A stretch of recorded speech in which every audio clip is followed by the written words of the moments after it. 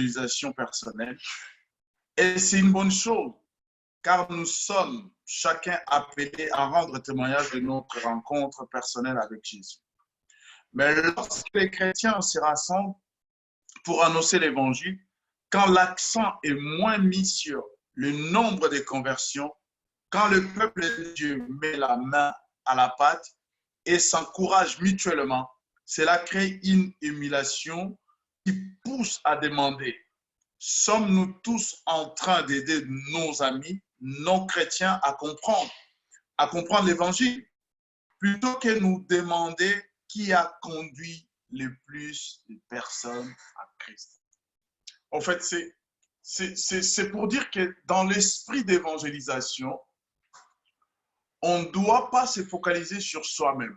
On ne doit pas se regarder à ce qu'on fait soi-même. Ça, c'est une évangélisation, je parle, dans les cadres où l'Église organise une évangélisation sur un marché, sortie de métro, ou dans la rue, un truc comme ça. À ce moment-là, tout le monde doit être animé d'un même esprit, c'est-à-dire l'esprit d'évangélisation, ce qui concerne à ramener les âmes dans la maison de Dieu, à ramener les gens à se réconcilier avec Dieu. Et non dans une querelle ou dans une frasticide ou dans une lutte sournoise où on se demande qui a ramené beaucoup plus de monde à l'église ou dans les seigneurs. Ça, vraiment, ça ne doit pas être notre préoccupation. Notre préoccupation première doit être l'unité, l'amour et l'unité. Et c'est dans cette culture-là que nous pouvons avancer. C'est dans la culture de l'évangélisation. Donc, tout le monde doit se sentir obligé, je le dis bien, tout le monde doit se sentir concerné par rapport à l'évangélisation. C'est vrai, vous me direz, il y a un ministère d'évangélisation. Oui, il y a bien sûr un ministère d'évangélisation, mais lorsque le Seigneur nous envoie dans Matthieu chapitre 28, il dit à nous tous d'aller faire des disciples. Et je me rappelle encore, si vous allez vous souvenir, lorsqu'on a étudié on a appris sur les disciples, je dis que les disciples, c'est un apprenti, c'est quelqu'un qui apprend auprès du maître. Et j'avais souligné un truc pour dire comme quoi tout disciple est appelé à devenir maître. Pour qu'il y ait des disciples aussi sous sa responsabilité. Tout disciple est appelé à devenir maître, tout en restant disciple de Christ. C'est-à-dire à produire des fruits. Donc, voilà un peu la culture et notre souhait est que cet esprit, l'évangélisation soit la culture de l'Église. L'évangélisation soit la culture de l'Église. Et nous allons évoluer. Peut-être que je reviendrai un peu pour corroborer ce que je suis en train de dire sur le point 6 ou 7, pour essayer de voir comment nous pouvons faire de l'évangélisation notre culture. Et nous avons dit au point 6, les programmes d'évangélisation tuent l'évangélisation. Waouh! Qu'est-ce que je veux dire par là? Nous devons remplacer les programmes d'évangélisation par une culture d'évangélisation. Voilà, je reviens à ce que je viens de dire. Le programme d'évangélisation, c'est quoi? Le programme d'évangélisation, c'est quand l'Église n'a pas cet esprit d'évangélisation, en fait. C'est comme si, quand il n'y a pas l'évangélisation, nous sommes comme en une pause. Et jusqu'à ce qu'on va organiser une journée, un jour d'évangélisation. Voilà pourquoi j'ai dit les programmes d'évangélisation tuent l'évangélisation. Alors que l'évangélisation, dans un premier temps, est l'appel et la mission de tout enfant de Dieu.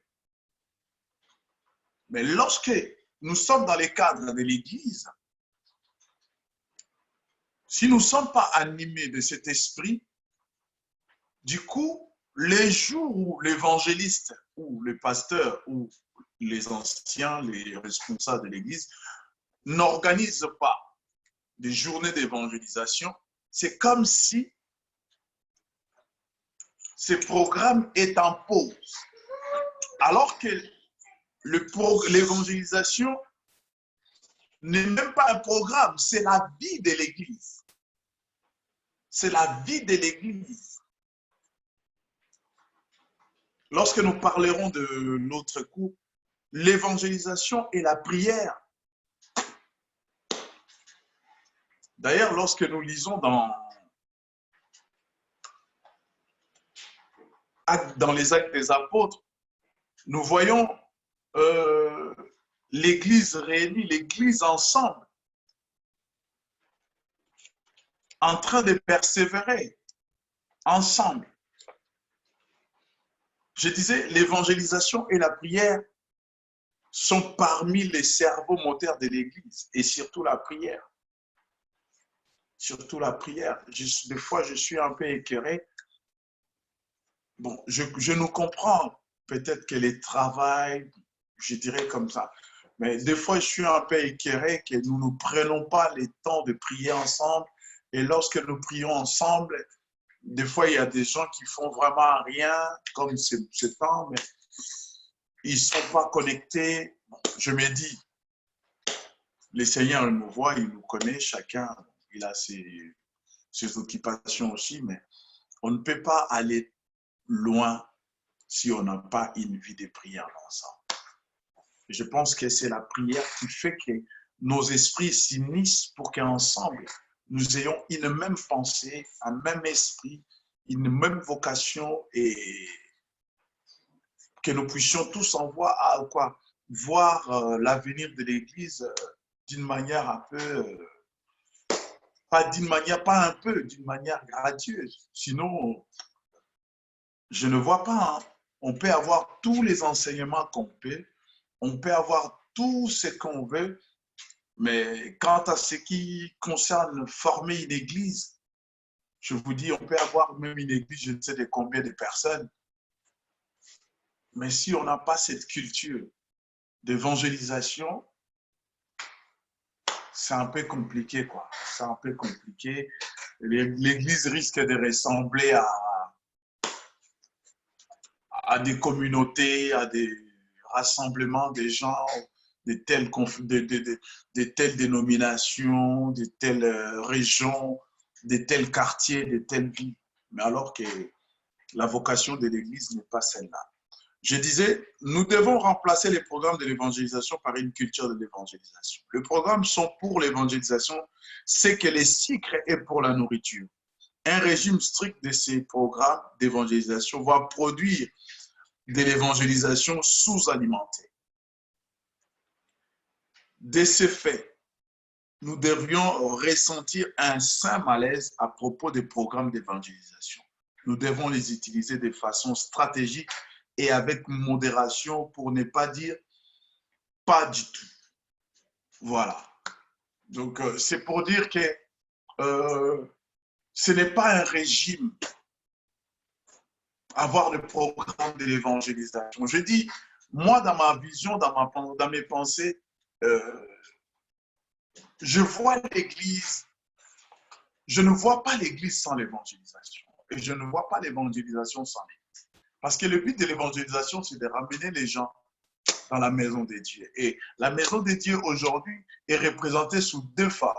La forme spirituelle, la forme mystique et la forme physique. La forme mystique, c'est l'Église universelle. Et la forme physique, c'est les églises locales. Et si on n'a pas cette vie, même nous-mêmes étant que corps, Église, il est très difficile d'être à l'aise sans la vie d'évangélisation.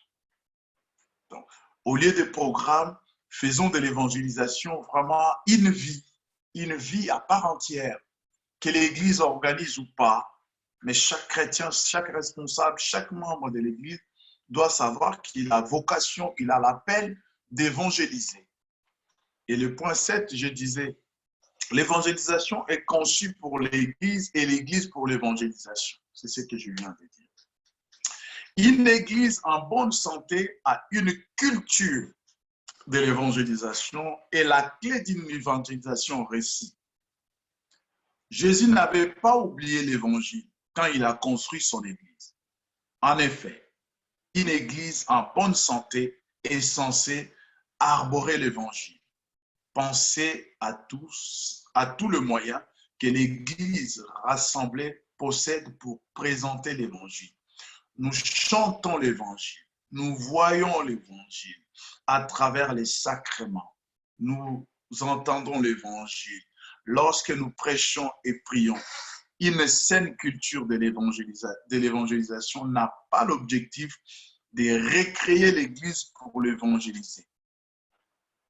Nous devons plutôt mettre en évidence la façon dont Dieu a conçu l'Église pour proclamer l'Évangile en étant simplement l'Église.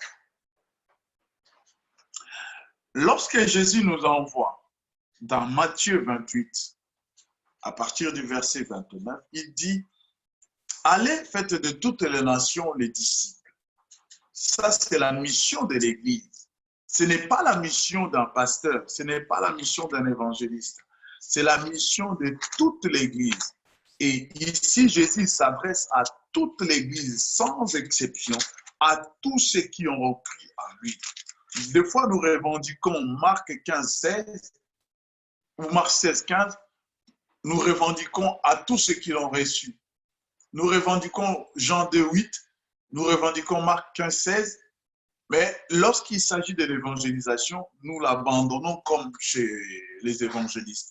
Jésus dit, allez faites de toutes les nations des disciples et enseignez-leur à garder tout ce que je vous ai prescrit. Et voici, je suis avec vous tous les jours jusqu'à la fin du monde.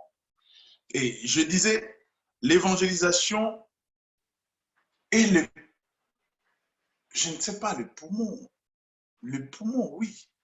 La prière est le poumon aussi. L'évangélisation est au centre de la vie de l'Église.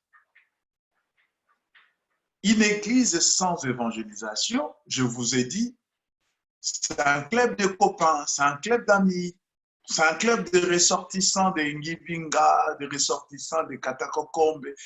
Les gens, ils viennent. Au début, vous commencez, Seigneur, nous te prions, bénis ces moments. Tu es Alpha, commence avec nous. Et à la fin, tu es Oméga, fini avec nous. Juste, on essaie un peu de mettre un zeste de Jésus pour faire comme. Mais en réalité, c'est un club. Alors, lorsque nous sommes dans l'évangélisation, comme je l'ai dit, l'évangélisation n'a pas oublié l'évangile, qu'à en construire l'église. C'est-à-dire, c'est l'évangile. Et l'évangile, c'est quoi? L'évangile, c'est gospel. Gospel, c'est quoi? C'est une bonne nouvelle. C'est un message de paix. Et on ne peut pas faire une église sans l'évangile. On peut parler de Samuel, on peut parler de David, on peut parler d'Abraham. La finalité, ce n'est pas ça. La finalité, c'est le gospel. La finalité, c'est l'évangile, le message de paix, le message du salut. On peut aller dire à quelqu'un, tu vois, David aussi, il avait perdu son enfant, viens à l'église. Mais ce n'est pas ça. Ça ne finit pas là. Il faudrait que la personne rencontre personnellement Jésus. Et c'est, permettez-moi de dire, l'évangile, c'est présenter Jésus. Bref, l'évangile, c'est présenter Jésus. Et quand je dis présenter Jésus, c'est-à-dire dire aux gens ce que Jésus est, ce que Jésus a fait et ce que Jésus fera. Et dans cette optique, nous voyons que l'Église doit respirer l'évangile. Même, comme je l'ai dit précédemment, même si on n'a pas de programme spécifique pour aller sur le marché, métro ou quoi que ce soit, mais lorsque les gens viennent à l'église, lorsqu'il y a un message, il y a un programme, il y a un culte, il y a une réunion, les gens doivent entendre l'évangile. Des fois, même dans nos, j'ai souvent remarqué, même dans nos assemblées générales, vous verrez que l'Église se transforme comme dans une cour martiale, dans un tribunal. Alors, quoi que l'Église fasse, tout doit se faire autour de l'Évangile. L'Évangile doit être au centre de tout. Donc, l'Église est faite pour l'Évangile et l'Évangile est fait pour l'Église. Et le message de l'Évangile a été confié à l'Église, qui est toi et moi, à l'Église qui est le corps du Christ, selon Matthieu 28, 19 à 20.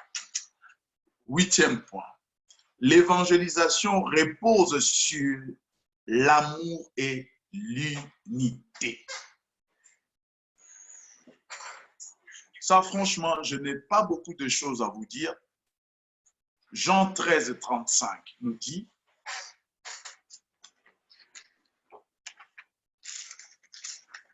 Jean 13, 35. Retenez ceci parce que je vais insister encore pour la dernière fois, surtout pour nous qui sommes encore là, nous qui sommes là au début. Je vais insister au prochain cours qui sera pour les travails, pour les services.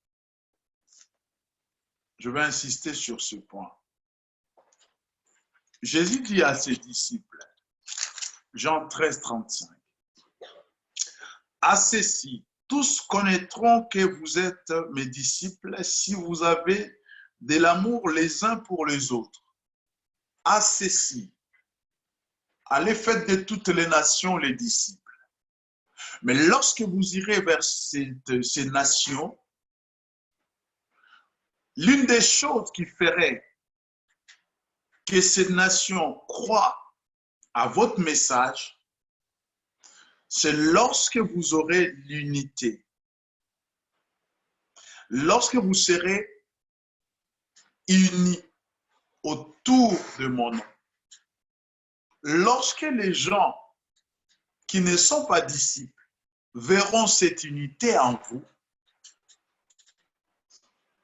ils reconnaîtront réellement que vous êtes mes disciples.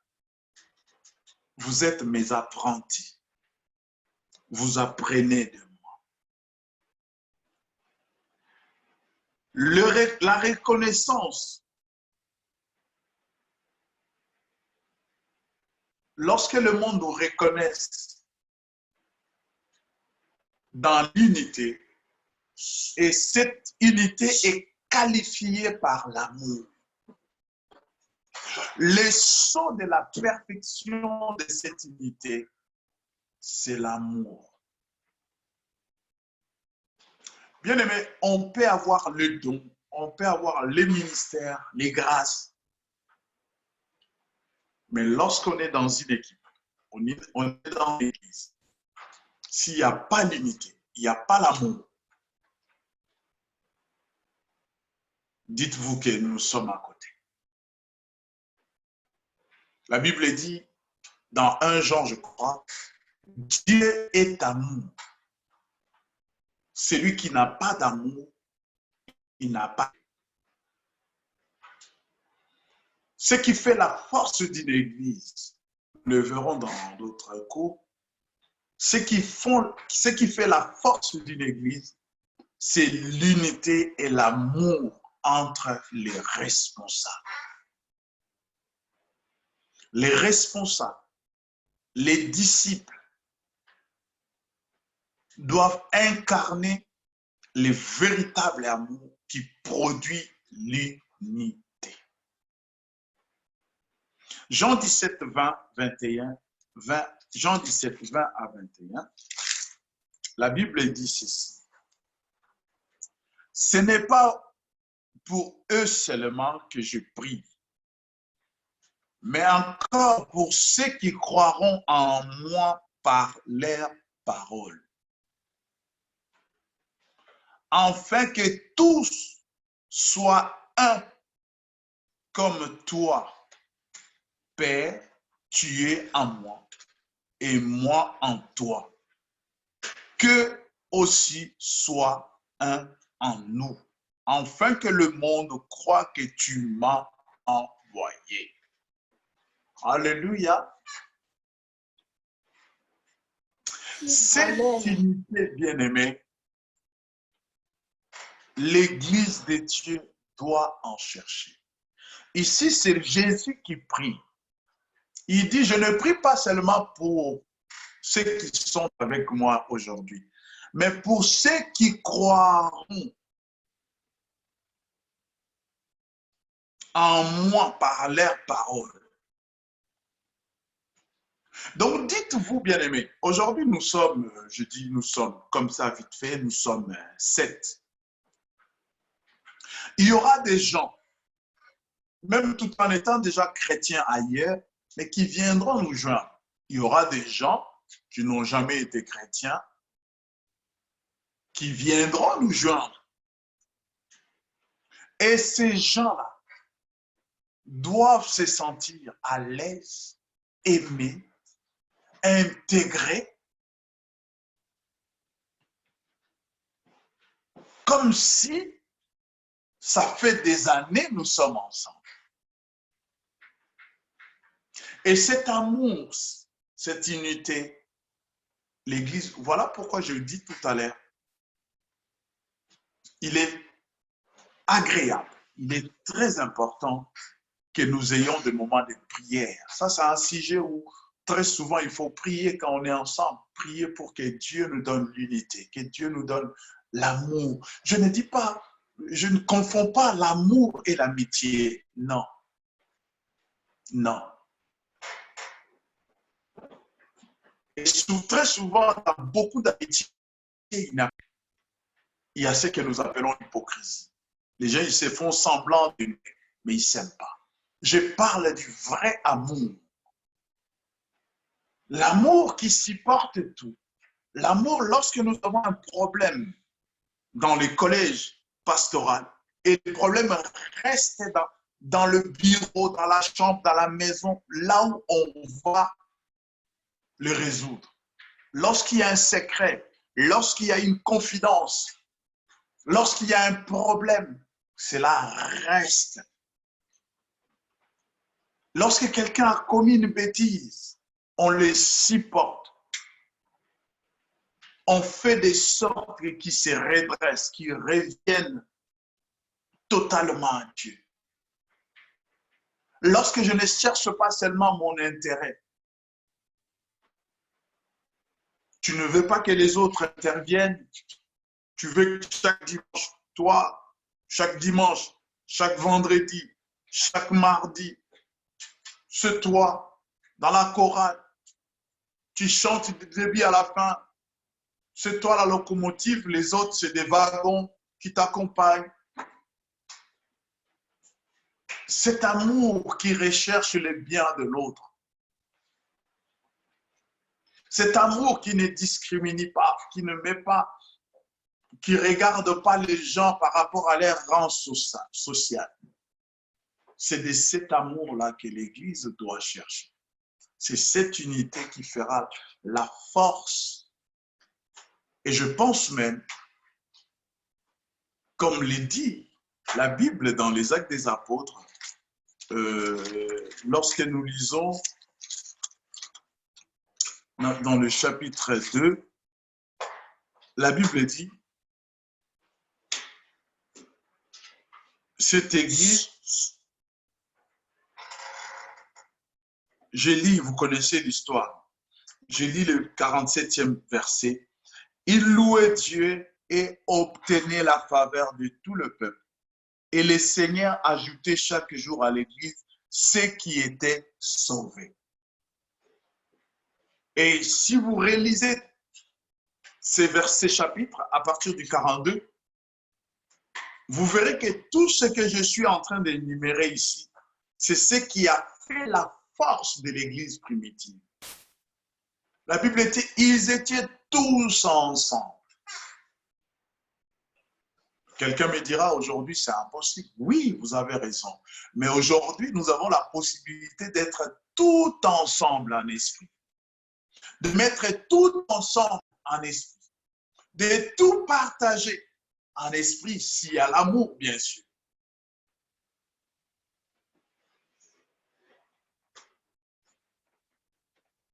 J'ai mon congélateur qui est bien garni, mais je ne me soucie pas, je ne pose pas la question à ma soeur ou à mon frère, est-ce que vous avez à manger?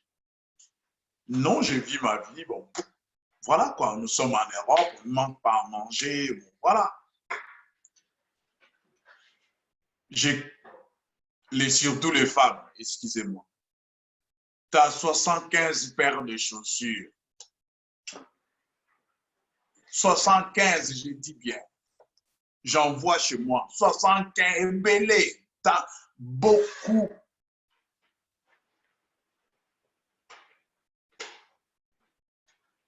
On ne dit pas de donner aux gens. Peut-être, oui, je vous rejoins. Quelqu'un peut dire que, ben bon, des fois, tu donnes un truc à quelqu'un s'il n'en a pas besoin. Mais dans un premier temps, commence d'abord par donner pour savoir que la personne n'en a pas besoin. Moi, je donne des choses des fois. La personne, je dis, je donne. Si elle n'en a pas besoin, elle peut donner à quelqu'un d'autre. Quelqu'un d'autre en aura besoin. Peut-être moi, dans mon sillage, je ne vois personne, mais lui, peut-être dans sa famille, dans son entourage, je peux trouver quelqu'un. Mais non, on veut ces goinfrets de chaussures, ces goinfrets de vêtements, sans se soucier des autres. Ça, c'est juste un exemple, mais ce n'est pas vraiment ça. Prenons ça comme ça. Et le Seigneur, il dit, nous devrions rester dans l'amour et dans l'unité. C'est ce qui fera la force de ce que nous sommes, Philadelphie. Une culture de l'évangélisation est renforcée par des pratiques et des attitudes droites.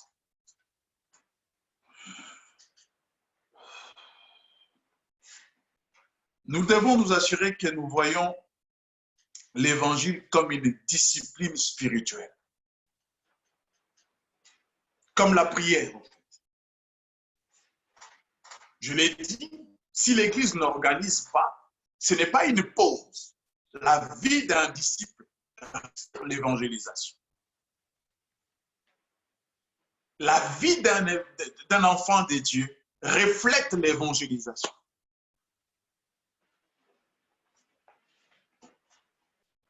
Alors que nous prions pour nos amis non chrétiens, nous devons avoir le désir de partager notre foi avec eux. Très souvent, je l'ai dit aussi à moi, très souvent nous prions pour nos voisins, nos amis, mais rarement nous abordons les sujets de l'évangile. Il est aussi important, lorsque nous prions, de prendre le temps, si la personne en face le permet, bien sûr.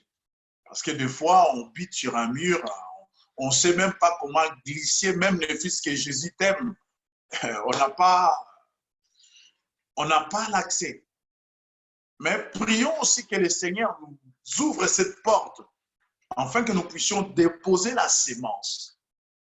Parce que la prière, c'est la prière dans la vie d'une personne, ou la prière pour quelqu'un qui n'est pas converti, elle vient dans la vie de la personne comme une terre qu'on est en train de défricher. On est en train de préparer pour recevoir la sémence. C'est vrai, ce n'est pas mauvais. Je dis ce n'est pas mauvais. Mais lorsque le Seigneur nous donne le temps, la possibilité de glisser un mot, il ne faut pas s'empêcher, il faut le dire.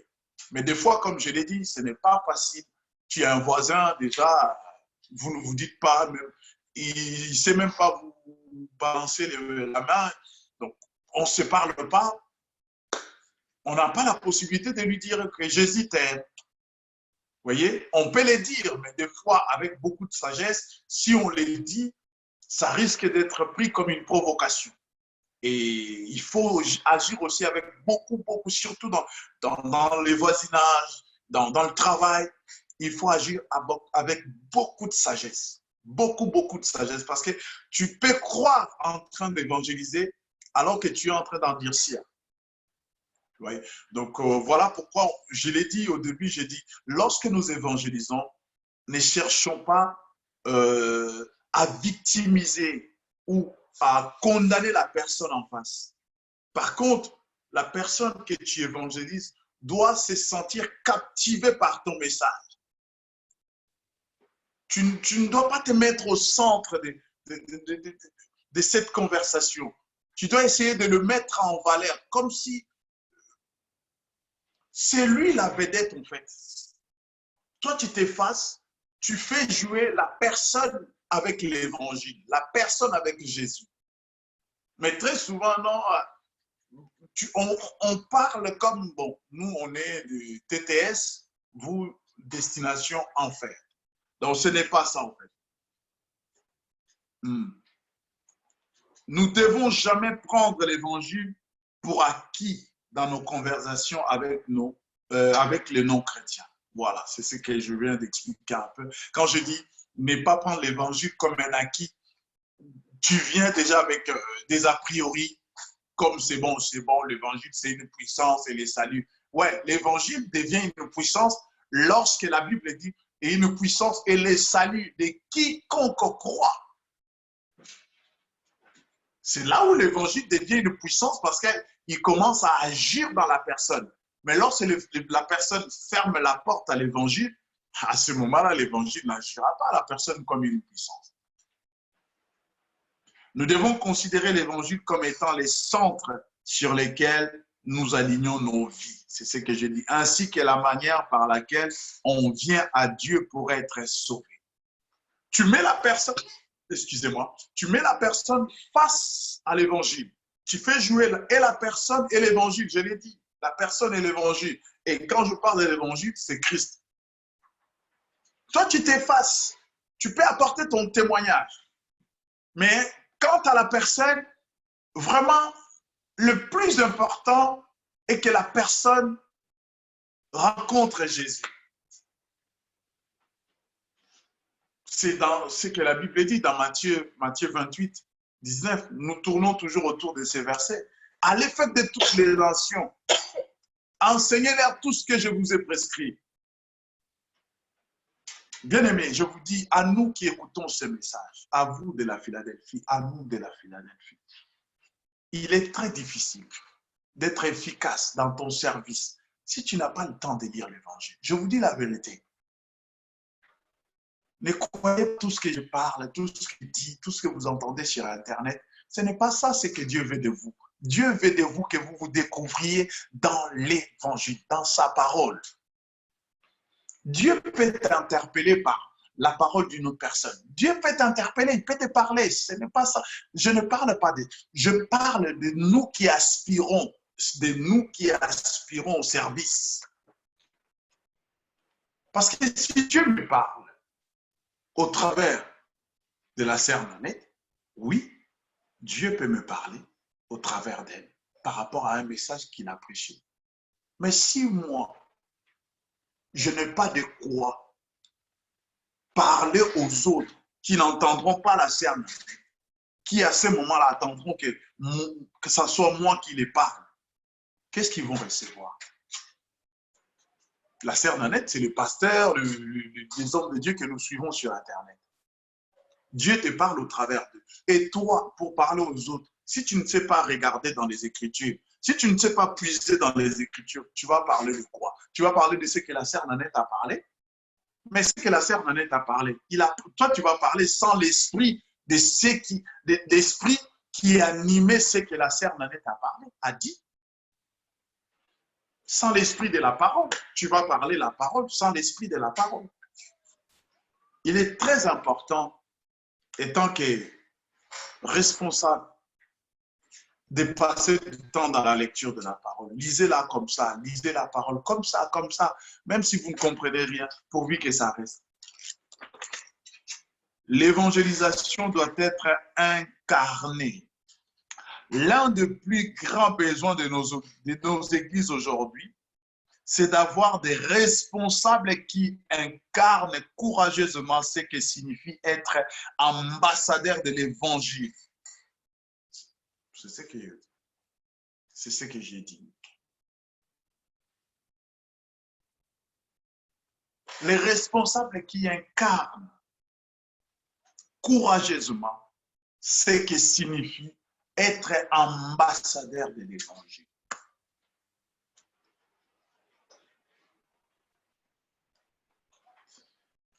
Les pasteurs et les anciens doivent montrer l'exemple en partageant leur foi, en enseignant à d'autres comment être des ambassadeurs pour Christ et en appelant les rassemblés à faire de même. Si nos frères, si nos sœurs, vous allez commencer à dire des choses parce que vous avez entendu quelqu'un dire, on va vous poser la question, ça se trouve dans quel verset? Est-ce que ce que vous dites, vous pouvez le soutenir bibliquement? Parce que vous avez entendu quelqu'un dire. Et malgré cela, vous n'êtes même pas allé vérifier si ce que la personne disait était vrai. Comme hier ou avant-hier, il y a ma fille qui vient me demander, est-ce que papa, lorsqu'on a péché ou lorsqu'on est tombé, on est obligé d'intégrer un groupe d'impact pour être restauré? Si vous n'avez jamais lu dans la parole de Dieu que celui qui tombe, il doit se repentir, confesser, abandonner, retourner à Dieu par le moyen de la repentance, comment vous pouvez répondre si on vous pose une telle question?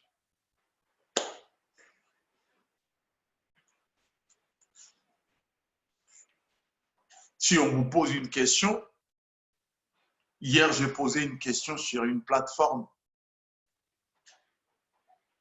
S'ils ont inversé dans les évangiles où un chrétien, un enfant de Dieu né de nouveau, avait été possédé et qu'on l'avait délivré après. Jusque-là, j'attends la réponse.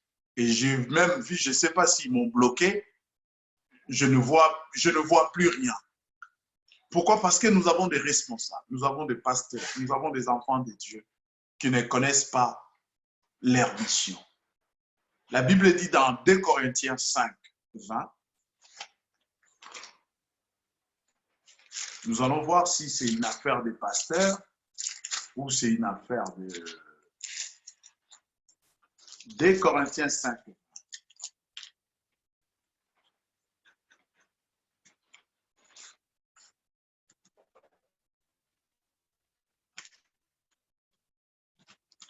Je vais commencer au verset 18.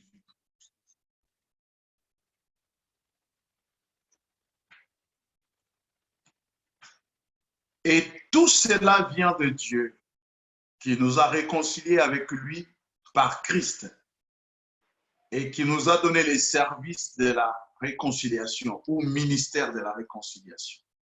Car Dieu était en Christ réconciliant le monde avec lui-même, sans tenir compte aux hommes de leurs fautes. Il a mis en nous la parole de la réconciliation. Nous sommes donc ambassadeurs pour Christ, comme si Dieu exhortait par nous. Nous vous en supplions au nom de Christ, soyez réconciliés avec Dieu. Dieu a mis en nous, Dieu a mis en toi les ministères, les services. Ici, le mot qui est traduit par ministère, service, c'est le ministère de l'évangile, de réconciliation. Dieu a mis en toi, en chaque enfant de Dieu qui a cru en Jésus, Dieu a mis un service de réconciliation. Et ce service de réconciliation, la Bible dit, car Dieu était en train de réconcilier le monde avec lui, sans tenir compte aux hommes de leurs fautes. Il a mis en nous la parole de réconciliation. Nous sommes donc ambassadeurs pour Christ. Nous sommes ambassadeurs pour Christ. C'est-à-dire, nous représentons Christ Jésus. Chaque enfant de Dieu est représentant de Jésus. Et dans chaque enfant de Dieu, Dieu a mis les paroles de la réconciliation. Vous voulez que je rajoute encore? À chaque enfant de Dieu, Dieu a mis les paroles de la réconciliation. Et ces paroles de la réconciliation, la Bible dit, c'est comme nous. Nous avons été réconciliés. Comment tu as fait pour te réconcilier avec Dieu? C'est là où maintenant tu commences à parler. Et quand tu parles de toi, tu arrives à la porte du salut, tu t'effaces, tu fais entrer la personne, tu la présentes à Jésus. Tu présentes Jésus à la personne, tu dis, voilà, quand je suis arrivé à cet endroit, c'est que je fais. C'est-à-dire, je me suis effacé, j'ai accepté cet homme, j'ai accepté ce qu'il a fait. Regarde ce qu'il a fait. Il a fait ça, ça, ça, ça. L'homme était incapable, l'homme était séparé de Dieu et lui, il a accepté de se séparer de son Père pour un court instant, afin de nous réconcilier. Et tu présentes, étant qu'ambassadeur, Dieu ne nous laisse pas, il ne nous envoie pas comme ça. Voilà, la feuille de mission, c'est la parole de Dieu. Si tu ne sais pas lire la feuille de mission, comment aurais-tu le message de la réconciliation pour le dire aux autres? Tu vas dire ce que tu as entendu les autres dire, mais tu n'as pas vérifié, tu ne sais même pas s'ils sont dans l'erreur ou ils ont dit la vérité, parce que toi-même, tu n'as pas ce message. Tu as juste usurpé, tu as pris le message des autres. Tu as juste, comment on dit, tu vas présenter ce que la Bible appelle les sacrifices dérobés. Et des sacrifices dérobés comme ça n'ont pas, la plupart des temps, n'ont pas d'efficacité parce que ce n'est pas sincère.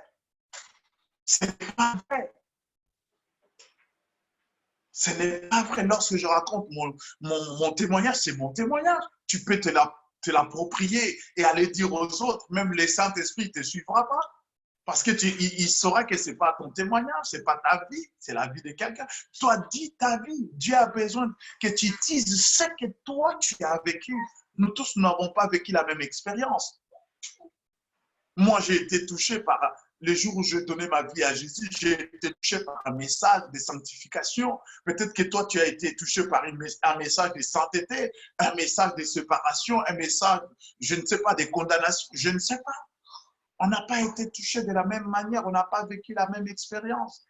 Mais le résultat est le même. Voilà ce que je voulais dire pour aujourd'hui. Nous sommes arrivés pas à la fin. Permettez-moi d'introduire, s'il vous plaît. Est-ce que déjà quelqu'un a une question? Moi, je n'ai pas de question, non. D'accord. Et la sœur Nanette a une question? Non. Merci. Non. Que Dieu te bénisse. Peut-être que les questions viendront après. Je voudrais que nous puissions parler de ce que j'ai dit. La feuille de route des serviteurs de la Philadelphie.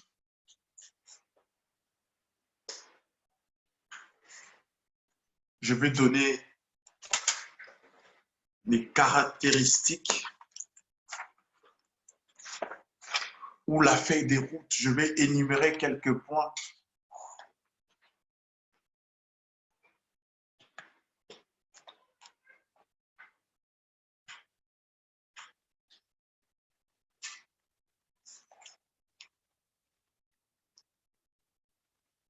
Excusez-moi.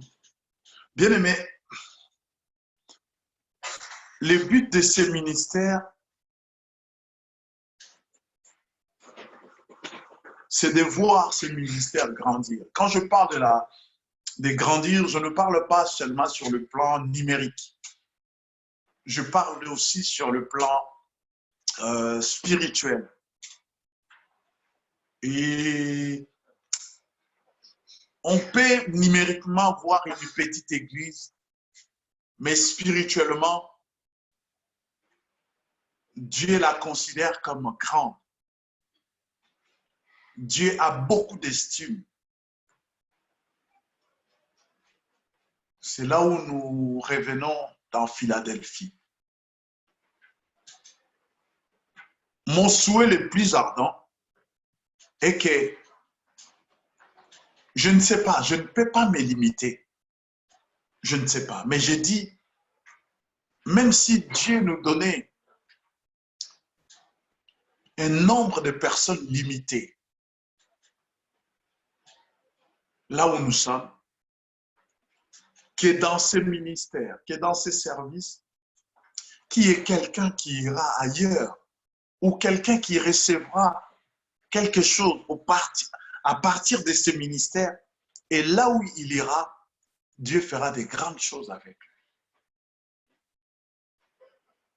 C'est comme cela aussi, vous verrez, lorsque Paul s'est converti, il va faire des choses plus que les apôtres. Chacun dans son appel. Je disais, nous allons voir un certain nombre de critères ou de caractéristiques ou des souhaits que le Seigneur a pour une bonne marche dans cette communauté de la Philadelphie.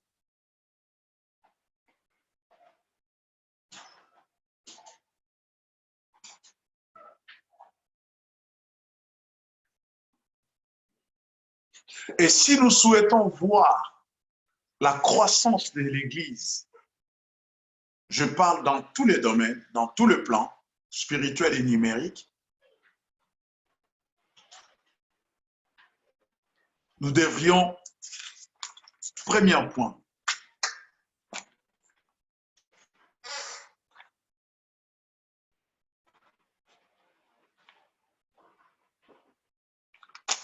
si nous voulons voir la croissance d'une Église, premier point, une doctrine intangible. Premier point, une doctrine intangible.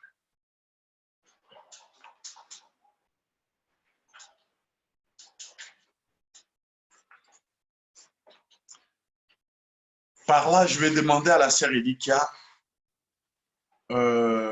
si tu es encore sur ton ordinateur, dans ta boîte email,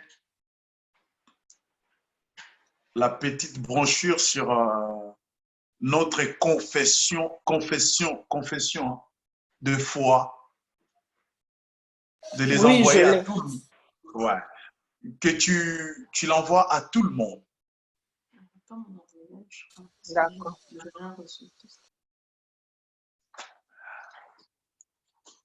Bien aimé, la première des choses, c'est la doctrine.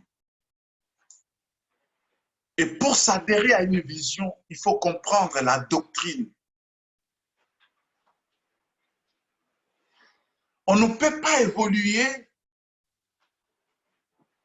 dans une même communauté locale si moi je crois au parler en langue pendant la prière ensemble et que toi tu ne crois pas au parler en langue pendant la prière d'ensemble. Si moi je crois que les femmes sont appelées à exercer le ministère comme les hommes et que toi tu ne crois pas, on ne peut pas évoluer ensemble. Même lorsque quelqu'un me dira, mais Paul, il dit au point où nous sommes. Non, Paul, il parle, nous sommes dans un contexte où Paul est en train d'exhorter un groupe d'individus. Mais là, nous sommes en train d'évoluer ensemble. Et dans le contexte de Paul, je vais en revenir, je vais nous chercher ça. On ne peut pas évoluer ensemble. Si moi je dis, on fait la scène avec les vins, et toi tu dis, on les fait avec du jus de raisin. Sinon, à chaque fois qu'on prendra la scène, tu ne vas pas participer avec nous. Ou tu prendras seulement les pains sans les vins. Donc, la première des choses, il faudrait que nous puissions tous nous mettre d'accord sur la doctrine. Moi, je ne crois pas à la cure d'âme. Et toi, tu es adepte. Sans cure d'âme, la sœur là, elle ne peut pas chanter. Sans cure d'âme, les frères là, ils ne peuvent pas faire la modération. Il faut écurer les gens. Et moi, je ne crois pas à ça. Du coup, ça ne va pas marcher.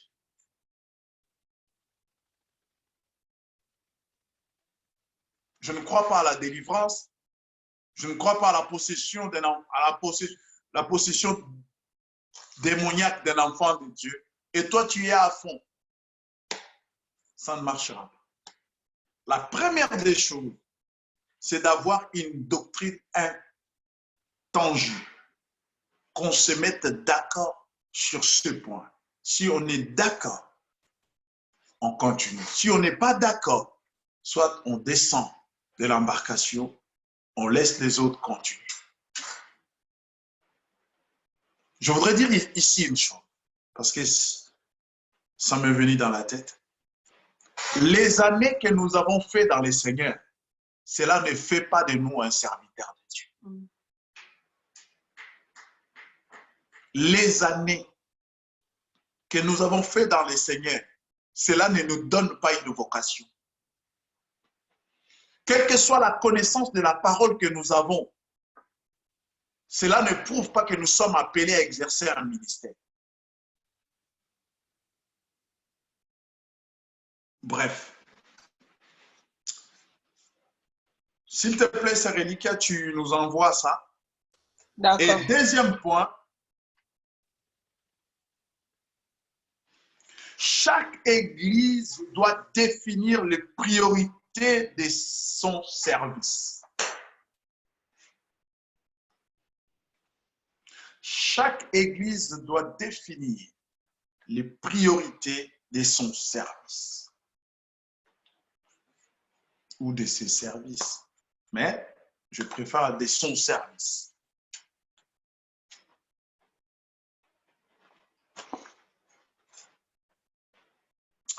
Je dis, elles peuvent varier selon les églises.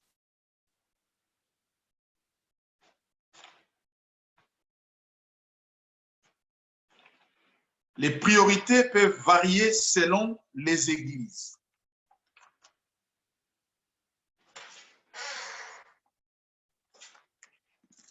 Ne vous inquiétez pas, je ne veux pas vous amener jusqu'à 20h. J'avais marqué l'heure à laquelle on avait commencé.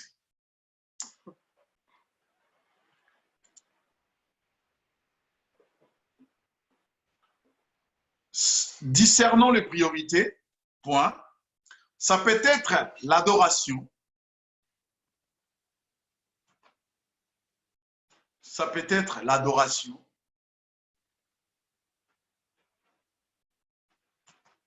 Ça peut être l'adoration, l'évangélisation, virgule, l'enseignement.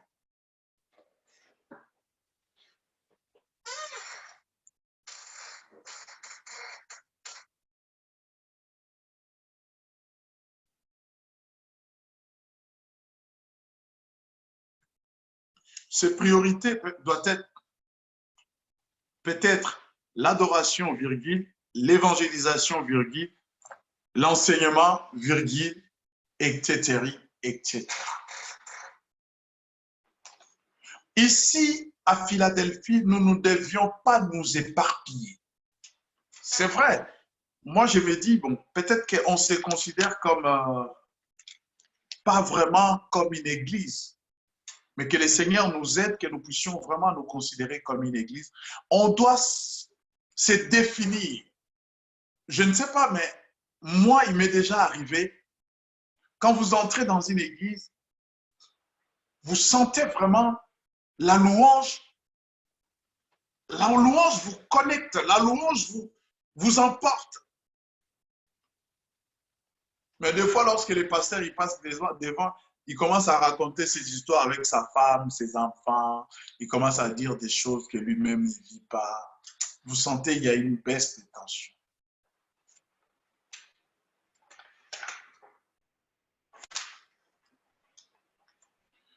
Ou, vous verrez, il y a une église, ils sont axés sur les enseignements. Là-bas, les gens, ils ont des cahiers de 200 pages qui se remplissent à l'espace de 1 mois, pardon, de 6 mois.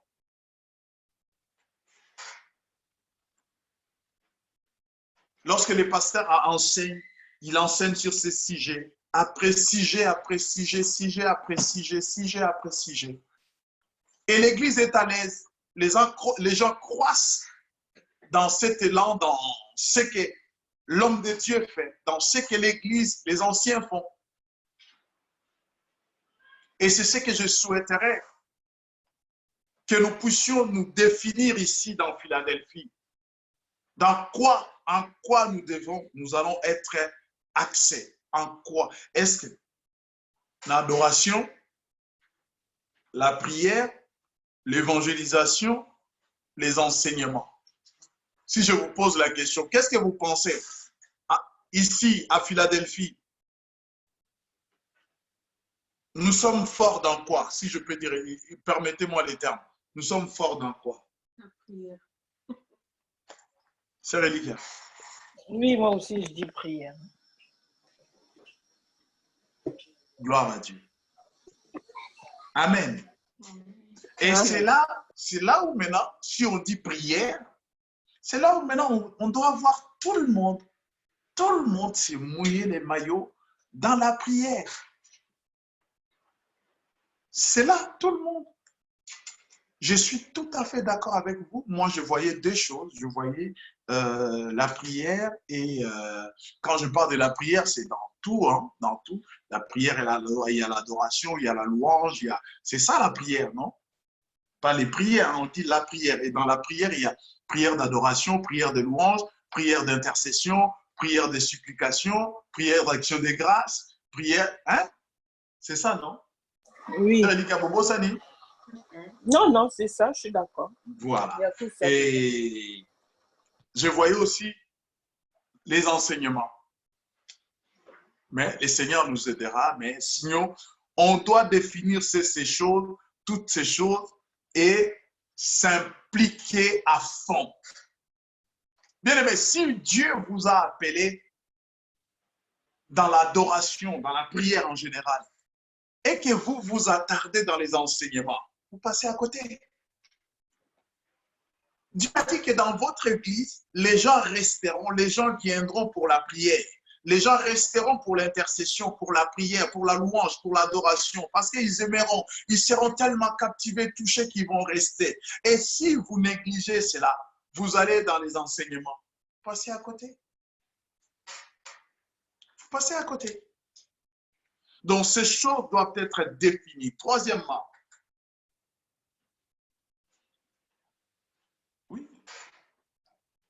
troisièmement, et on finit là, des ministères qualifiés.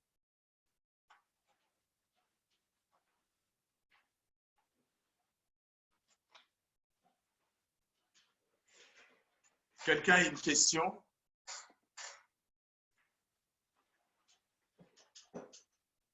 Moi, j'ai beaucoup de questions, mais c'est mieux après, sinon ça sera trop long. Non, parce que là, on a fini. Oui, après, je t'appellerai après. D'accord, merci. Donc voilà, bien-aimés. Et je vais finir ces cours avant les confinements. Et après les confinements, ça serait comme si on est passé à la préfecture et tiré son titre de séjour qui nous donne le droit au travail. Que Dieu nous bénisse. Inclinons nos têtes dans la prière. Seigneur, notre Père, notre Dieu, nous te bénissons. Papa, merci pour ta parole et merci pour ces enseignements. La Bible dit, enseignez-les à observer tout ce que je vous ai prescrit. Nous avons reçu un ministère de réconciliation et ce ministère nous appelle, Seigneur, à connaître la feuille des routes. Et la feuille des routes nous dit que nous devrions témoigner que Jésus-Christ est Dieu venu en homme. Il est mort à la croix, il a pris nos péchés sur lui, Seigneur. Laisse que cette pensée soit ancrée dans nos cœurs. Papa, donne à quelqu'un les arts de l'esprit et donne à quelqu'un, Seigneur, le manteau de l'évangélisation. Donne à quelqu'un le manteau de l'amour. Donne à quelqu'un, Seigneur, le manteau, Seigneur, de l'unité. Donne-nous, Seigneur, à témoigner ton amour, à te témoigner, Seigneur, par notre amour et par notre unité. Je bénis, Seigneur, toutes les familles de la Philadelphie et je nous bénis aussi ma famille, mon épouse et moi. Je rends grâce à Dieu, Seigneur, pour ce moment. Au nom de Jésus, Père, nous avons prié par le Saint-Esprit. Nous disons Amen. Amen. Amen. Sœur Edith.